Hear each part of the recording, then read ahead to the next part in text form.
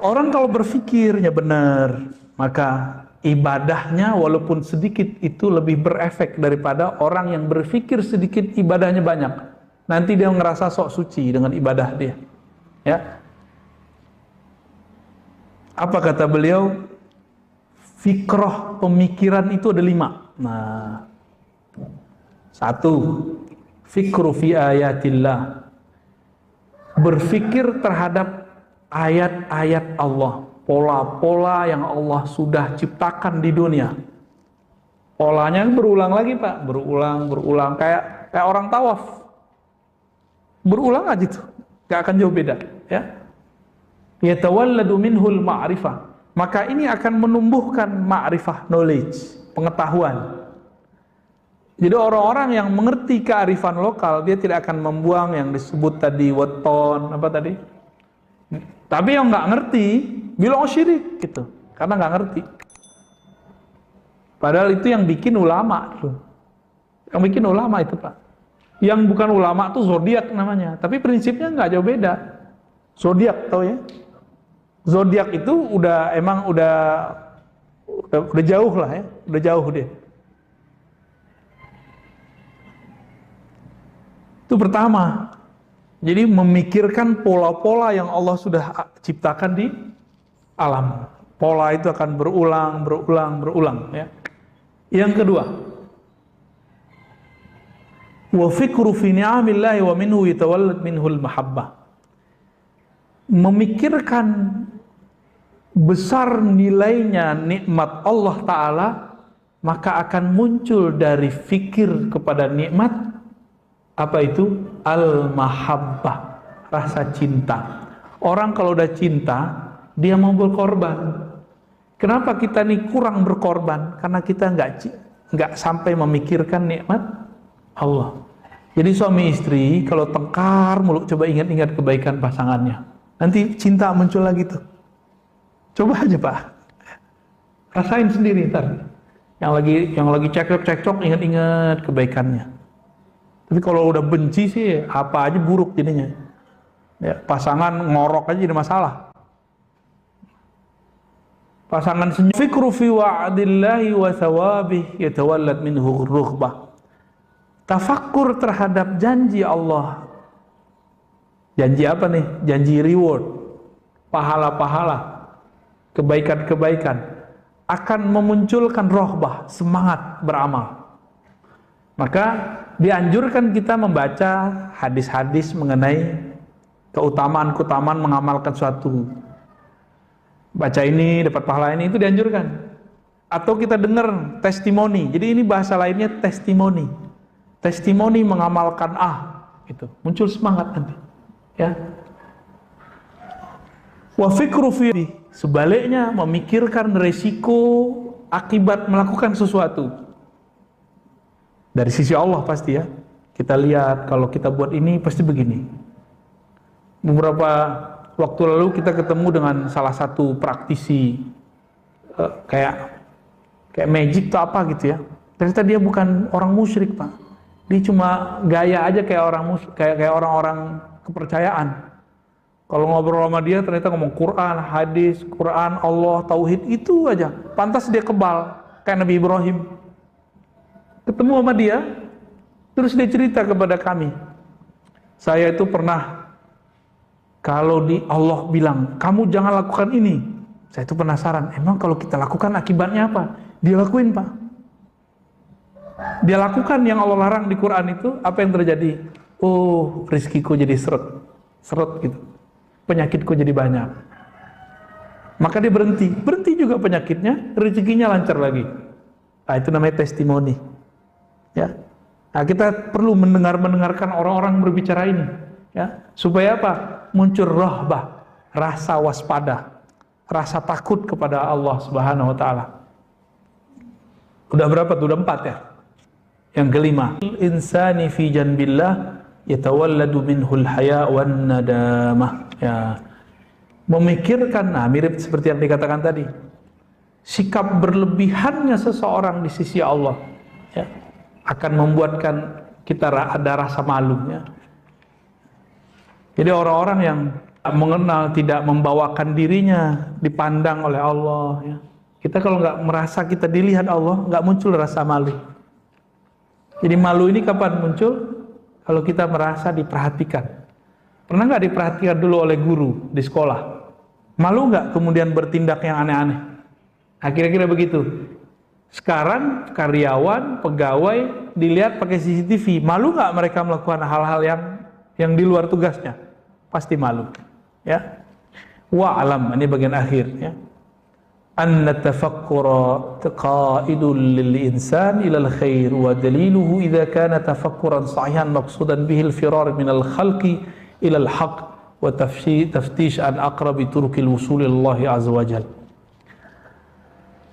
Tafakkur itu adalah guide-nya manusia. Jadi yang bimbing kita itu tafakkur kita, yang kemudian menggait kita kepada yang baik. Bahkan membawa manusia dari euforia bermakhluk, asik dengan makhluk, kemudian kita diangkat kepada Khalik, kepada Allah Subhanahu wa Ta'ala. Nabi Muhammad sebelum diresmikan sebagai Rasul, beliau kan dah Nabi. Apa amalan beliau? Beliau sering merenung, kemudian beliau pergi ke Gua Hira, tahannus. Tahannus itu salah satu programnya tafakkur. Dua, tafakkur, tadabbur, tafakkur, tadabbur. Beliau tafakkur. Maka Nabi itu di saking kerasnya, meskipun kerasnya arus kemusyrikan, orang tuh nyembah berhala. Tapi Nabi terbawa nggak? Ini saya kasih tahu. Salah satu karakter orang yang tafakkur, dia tidak termakan oleh mainstream. Dia sendiri, itu sudah cukup. Dia nggak perlu kata orang, dia nggak perlu menurut orang. Ini bukan orang kebablasan, terlalu kepedean, bukan. Dia sangat mengerti pola-pola Allah Subhanahu wa Ta'ala. Makanya Nabi Ibrahim karena tafakkurnya kuat, Allah sebut beliau ummah, satu umat. Jadi Nabi Ibrahim itu kualitasnya sama dengan satu umat. Wajar Allah kasih beliau hadiah anak, yaitu udah tua, beliau punya anak. Anaknya pertama siapa? Nabi Ismail, Nabi Ishak, Nabi. Bahkan ada anak-anaknya yang lain ya, Madian, sampai 6 dari Jarul Siti Konturah. Jadi anak beliau dari Siti Konturah itu 6 atau 4, itu banyak. Anak-anaknya sampai ke negeri kita. Jadi bapak-bapak ini mungkin keturunan Nabi Ibrahim jalur Siti Konturah. Mungkin loh Pak ya. Jangan gear dulu. Pasang Habib berarti depan. Enggak begitu Pak ya. Kan mungkin. Kenapa? Kalau kita membaca teks. Tinggal dibuktikan pakai DNA apa nanti? Ya. Bener nggak nih? Jadi antum benci sama Israel. Misalnya nih, benci kepada Israel sebagai bangsa nggak boleh. Tapi benci kepada Zionis yang mereka merusak alam ini, itu boleh, bahkan wajib kali ya. Itulah yang disebut al-Yahud di Quran, lan tarda ankal Yahud. Yahudi nggak bakal ridho kepadamu, itu Yahudi Zionis. Pakai alif lam di situ. Itu Zionis maksudnya. Tapi Yahudi yang lain itu nggak banyak yang masuk Islam. Kita nggak tahu nih pergerakan yang sekarang tuh yang mana, ya. Wallahu a'lam bishawab. Maka Bapak Saudara Allah akan tafakkur kita, insya Allah kita akan menjadi umat yang mandiri. Amin ya rabbal alamin ya. Gimana Ustaz Harun? Antum udah ngantuk nih kayaknya. Aneh yang belum tidur, antum yang ngantuk. Kita baru turun dari kandang, bener Pak, melayang-melayang doang bentar di mobil. Pas bangun cuma tidurnya dari mana tuh ya? Lah ini masjid apa ini? Kok bukan rumah gua nih? Perasaan kalau bangun itu depannya rumah, ini malah kok pagar. Ternyata rumah masjid. Alhamdulillahirabbil alamin. Gimana Ustaz? Udah? Ini jamnya yang lambat atau emang belum ini? Iya. Bapak silakan jika pertanyaan.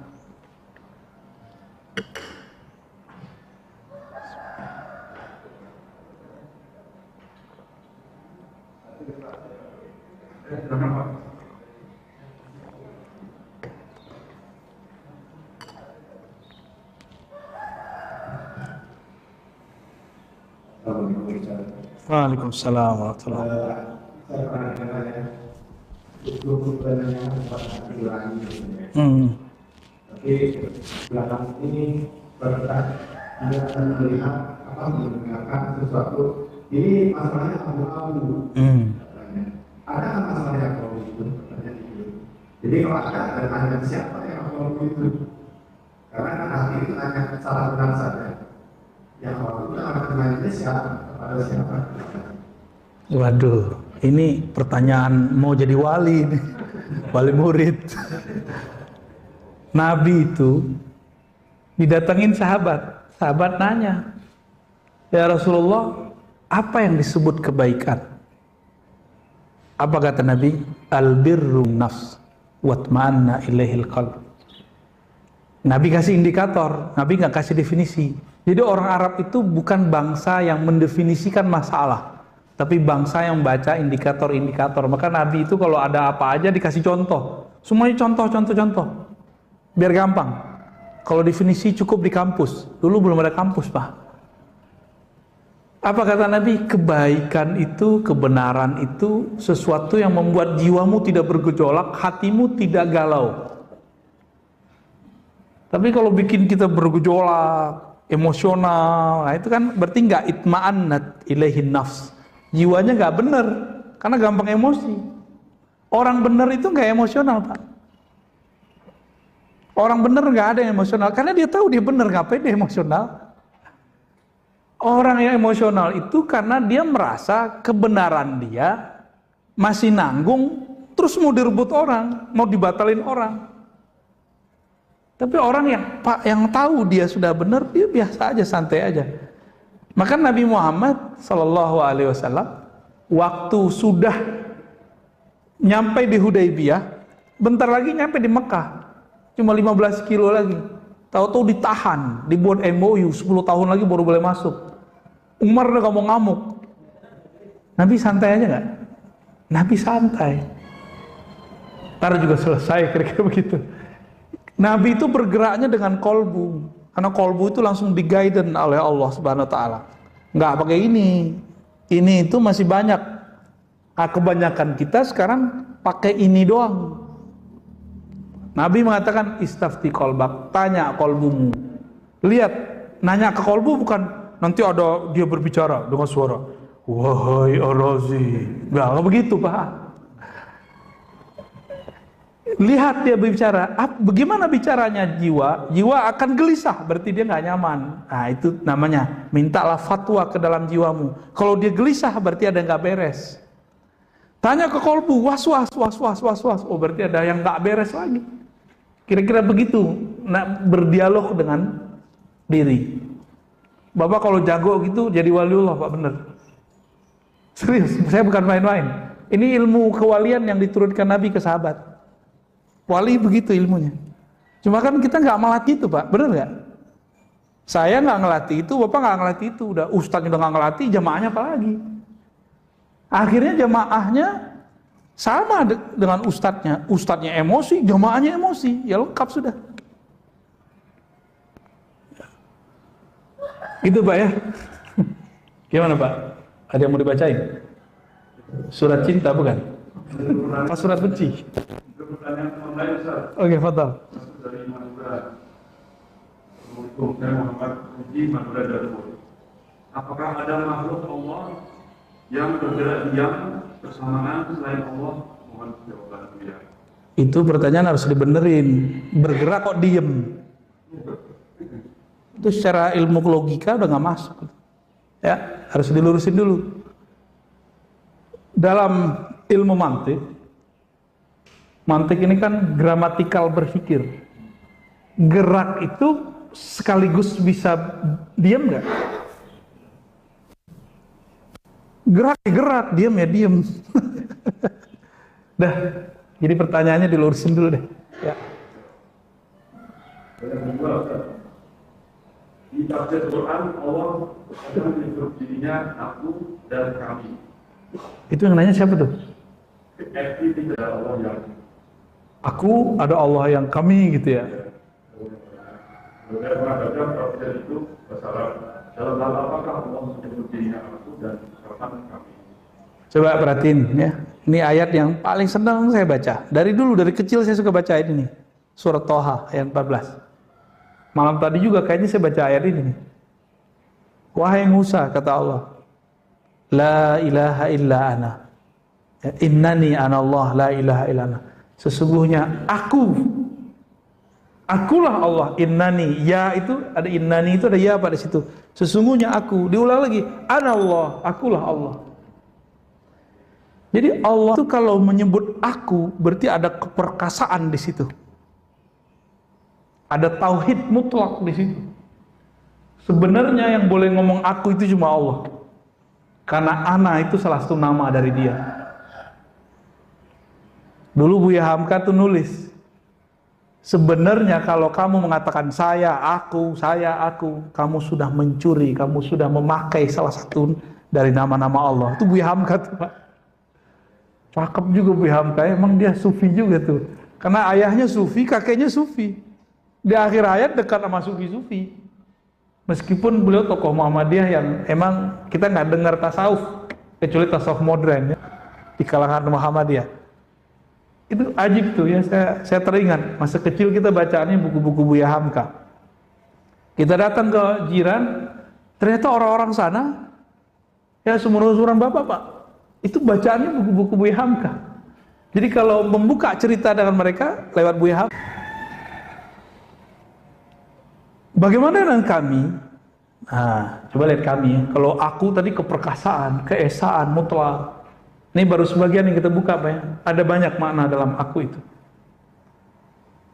Kalau Allah mengatakan nahnu, kami, inna nahnu nazzalna adz-dzikra, ya, sesungguhnya kamilah yang menurunkan az-dzikra. Apa arti az-dzikra? Peringatan artinya Quran. Wa inna, dan sungguhnya kami lagi lahu terhadap peringatan Quran itu lahafizun, ya, sungguh sebagai penjaga. Saya mau tanya, adakah di alam semesta ini sesuatu yang tidak ada nur Allah dalamnya? Adakah sesuatu yang terjadi di alam semesta tanpa campur tangan Allah Subhanahu wa taala? Ada nggak? Kalau ada berarti ada Tuhan selain Allah. Ada nggak? Berarti di sini ada peran Allah nggak? Walaupun zahirnya manusia yang buat. Di sini suara yang sampai kepada Bapak itu kan karena kita dekat, dalam hitungan detik, bahkan sebelum 1 detik udah nyampe. Tapi kalau jauh suaranya menggema baru nyampe kan di sana, telat nyampenya. Kita kalau dengerin petir, yang nyampe duluan cahaya atau suaranya? Cahayanya, karena kecepatan cahaya beda dengan kecepatan gelombang suara. Beda, Pak. Allah Subhanahu wa taala ada nggak? Jadi siapa sebenarnya menyampaikan suara ini kepada Bapak? Itu bukan saya, Pak. Allah yang nyampein. Masuk nggak? Maka sama siapa yang nonton lewat YouTube, lewat Facebook, dimanapun berada, itu yang menyampaikan itu Allah, bukan si Facebook itu, bukan si YouTube itu. Allah yang nyampein. Lewat. Apabila Allah melibatkan perbuatannya, maka dia mengatakan kami. Paham? Kita ini, alam semesta ini perbuatan Allah. Apabila dia menyebut perbuatannya, dia sebut kami. Maka dia mengatakan keesaannya dalam perbuatannya, disebut tauhidul af'al. Tauhid dalam perbuatan. Terbersit sedikit saja, Pak. Bapak ini, antum ini berpikir apa yang dipikirkan? Ada pergerakan di alam semesta, 1 biji zarah saja, itu bukan campur tangan Allah, musyrik langsung. Gawat nggak? Paham ya? Nggak ada. Bukan berarti kita fatalis, enggak. Kita sedang ingin menguji tauhid kita. Kira-kira seperti itu, Pak. Jadi keyakinan kepada Allah itu harus benar-benar bulat, sebulat-bulatnya, Pak. Nggak boleh. Sumbing dikit nggak boleh. Sumbing dikit syak, nggak diterima oleh Allah Subhanahu wa taala. Maka niatkan kita ngaji ini memantapkan keyakinan itu. Yang keyakinan ini Bapak nggak dapat dengan sholat 1000 rakaat. Itu maksudnya tafakkur sesaat lebih afdol daripada ibadah 1000 tahun, ibadah setahun. Kenapa? Dengan mengaji begini, pola-pola berpikir yang mantap, yang sahih tercipta nggak dari tadi? Tambah yakin nggak beragama? Tambah yakin nggak beropini? Insya Allah ya. Tadi nggak kebayang jihad, pas kita colek pada siap jihad Pak. Tapi jihad yang benar. Jangan ngaji jihad dulu sebelum ngaji bab toharoh. Jangan ngaji jihad dulu sebelum ngaji bab tentang kisos. Jangan ngaji jihad dulu kalau belum belajar tentang akhlak. Belajar tentang bab ikhlas. Nanti nggak jihad, malah ingin nunjukin, gini loh Islam yang benar. Allah nggak perlu digitu-gituin Pak. Agama Allah nggak perlu begitu. Betul ada ayat intan surullah yaskum. Jika engkau menolong Allah, Allah tolong kamu. Emang Allah butuh ditolong? Ini Allah lagi ngapain nih? Nguji kita. Kita GR kan nih? Intan suruh kalau bagi saya terjemahannya bukan itu. Jika engkau berkorban untuk Allah, itu yang benar terjemahannya. Maka Allah akan membantumu. Udah banyak belum korban buat Allah? Belum ya? Belum. Gimana mau dibantu Allah kan? Gimana kolbunya belum bisa merasakan khusyuk? Gimana mau merasakan nikmat tahajud? Gimana mau bisa merasakan la ilaha illallah itu bergetar di kolbu? Gak bisa. Karena gak ada pengorbanan. Ini yang datang pagi ini sudah berkorban berarti. Mengorbankan rasa was-was. Enggak. Bagus itu Pak, sembelih itu rasa was-was. Orang yang nggak mau keluar rumah, nggak mau ngaji ke masjid, itu lebih rentan kena nanti. Karena ada was-was ini bahaya. Bapak udah dapat imunitas ini, imunitas sosial. Was-wasnya terhilang. Karena was-was ini awal dari semua penyakit. Ini hemat kita ya. Gunting itu Pak, bakar rasa itu. Rasa was-was itu gimana cara bakarnya? Meskipun kita masih jaga jarak, tapi kita jangan sampai nggak hadir di masjid-masjid Allah. Ya. Di majelis-majelis kajian-kajian yang menghantarkan kita kepada Allah. Kajian kan banyak juga Pak. Gak semua kajian menghantarkan, menyadarkan kita kepada Allah SWT. Saya memohon kepada Allah, semoga ta'lim-ta'lim saya, ta'lim-ta'lim yang Allah izinkan pada diri yang hina ini, menghantarkan kesadaran saya dan kita semua kepada Allah Subhanahu wa ta'ala.